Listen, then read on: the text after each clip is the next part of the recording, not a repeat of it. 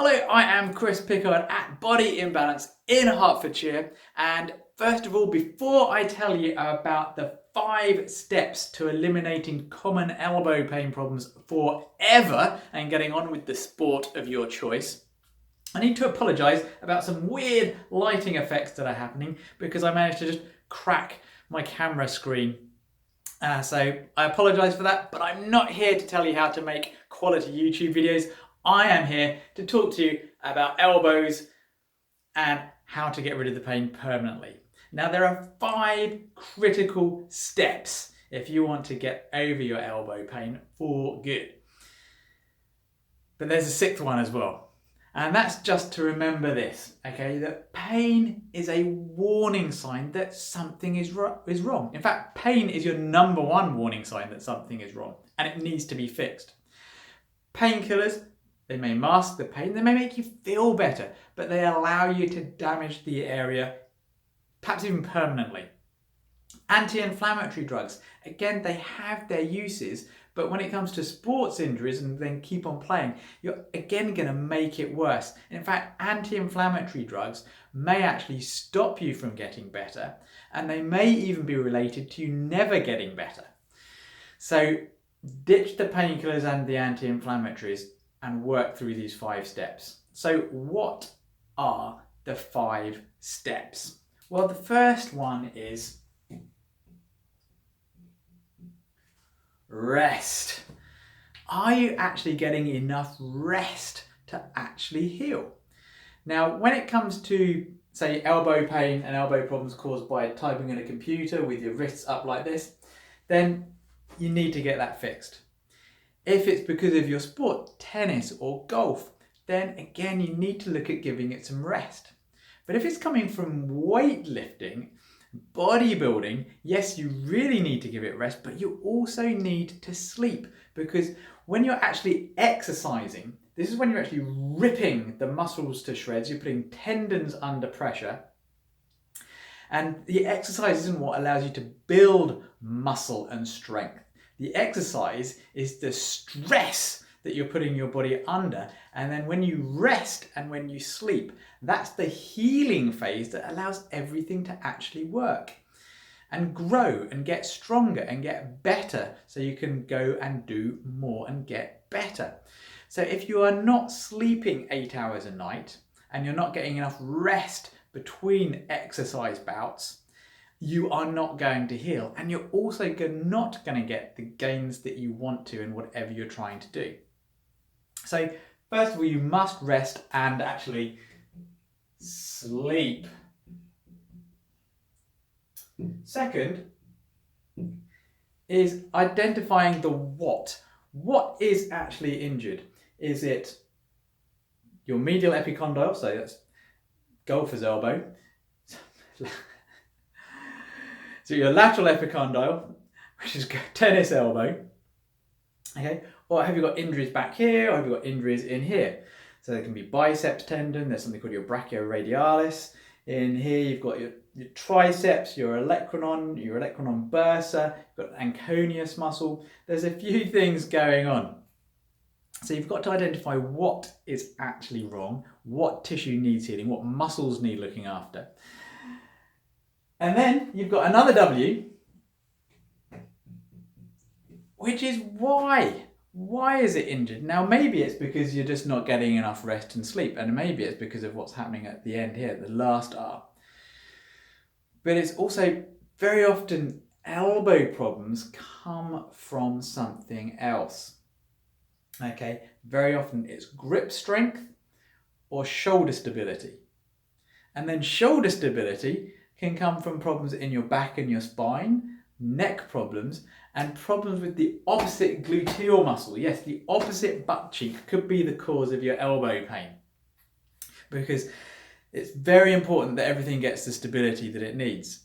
So it may not be that your problem is in your elbow at all, it could be in your backside. So check everything out, it's important. And one of the big causes of elbow problems, certainly in weightlifters and bodybuilders, is, now you've got to imagine I'm lying down here. something called the skull crusher exercise. Okay, so imagine I'm lying on my back, I've got my arm perpendicular in the air, bending down. Yes, I don't want to hit my head, but it's actually because you can actually use so much more weight in this position, it actually snaps and actually causes the bone in here, your electron, to really smash into the other bone. That causes a lot of inflammation and problems. So it's actually far better to bring your arm up like this, so that you're going to miss your head anyway, and you don't bring your arm up because you can't then smash as much weight into your elbow. So that's one fix anyway. So you've got to look at what you're doing, proper technique. And the other thing is, as I said, is grip. Is your grip strength strong enough? And also, how are you gripping things? Now, we were taught when it comes to tennis elbow, one of the things to look out for when you're actually gripping a tennis racket, I know this isn't a tennis racket, is that there's actually a gap of one finger between your fingers and your thumb. And you don't want it too much and you don't want it too little.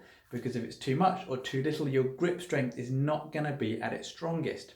So how are you gripping tennis racket? How are you gripping your golf club? How are you actually gripping the weights as you're picking them up, as you're putting them down and picking them up, as you're lifting, as you're pushing, as you're pressing, whatever you're doing, you've got to look at grip strength. So, for instance, for anyone, actually a really good grip strength exercise, and especially if you are lifting heavy weights, is can you lift your body weight in each arm, in each hand, and carry it for 15 meters? And I'm not using grips and wrist straps, I'm just talking pure grip strength. How strong are you? And also grip strength, especially if you're hanging, or you're hanging backwards from a bar maybe, it's going to help stabilize the shoulder as well. So just hanging and just improving your grip strength, holding onto a chin-up bar. Very, very important. So you've got your rest, you've got your what, you've got your why, and what's the P? P stands for progressive and sequential rehab program. So if you've identified what's going on, what you need to then do is you need to make sure that you progressively make sure that you, first of all, don't lose any motion in the joint. So because we want to restore full motion to the joint, we need to restore full strength to the muscles, and also return full neuromuscular control. So you're talking about stability, control, strength, flexibility. It's really important. And again, painkillers, if you're using them and you're getting more and more inflamed, you can start damaging the bone if you're using too much weight and in the wrong position. As you start getting more bony growth and soft tissue growth under here, then you can end up permanently losing range of motion, and that's going to have knock-on effects elsewhere. So there can be a lot of different things you need to do depending on how long you've had your injury, and how long you've had your injury may determine on how much better you may get. So you've got rest, you've got what is the actual injury, why have you got it, then you've got a progressive rehab program that you've got to put together, looking at flexibility, strength, control of the whole area, identifying all of the core issues that may actually be underlying what's going on. And then finally, the last R is raw materials. Now, if you're a weight training, bodybuilding kind of guy, then you already know, or girl, then you already know how important the raw materials are for your muscles. But it's also important for actually healing and bringing down inflammation.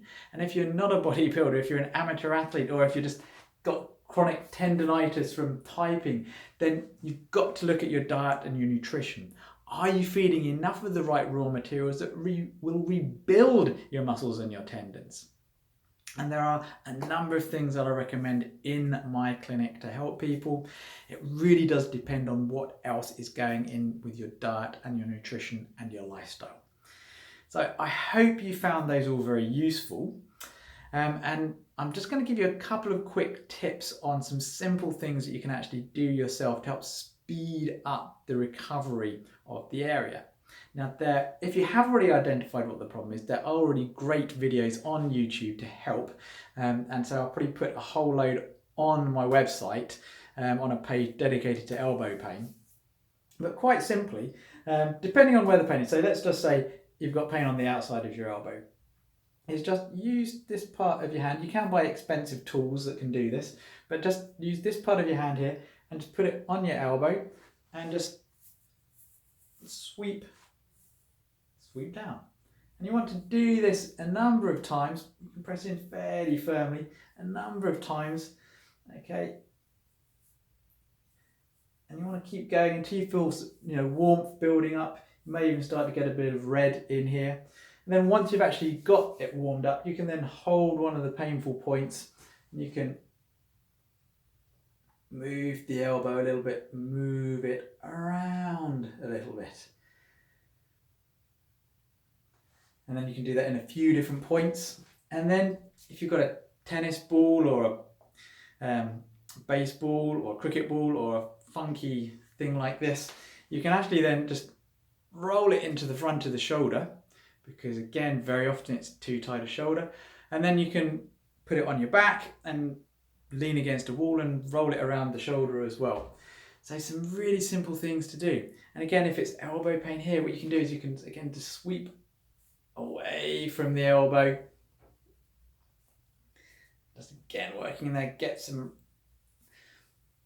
circulation going in the area, and then you can get onto some tight points and you can flex and extend the elbow over it. And again, work on the shoulder, maybe look at your posture.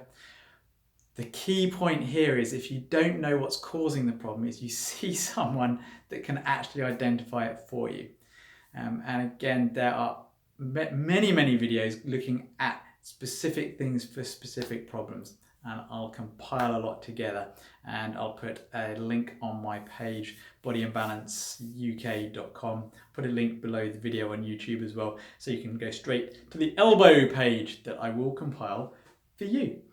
Thank you very much for watching, and please spread the word that you can get cured of almost any pain without painkillers.